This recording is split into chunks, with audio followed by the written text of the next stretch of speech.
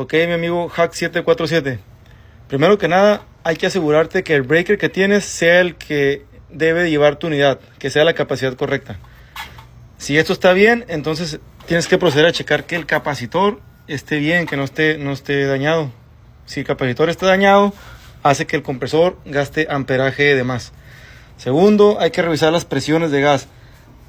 Alta y baja, la de alta y la de baja. Mucha gente nada más revisa la de baja, pero si tienes tu evaporador sucio o algunos otros detallitos por ahí, la de baja no te va a engañar, te va a marcar baja presión. Entonces tú lo que vas a hacer es sobrecargarle y vas a provocar que tu compresor también gaste amperaje de más, y esto puede estar provocando que te bote tu breaker. Entonces hay que revisar las dos presiones que estén correcto, capacitor y tu breaker. Te recomiendo empezar por ahí.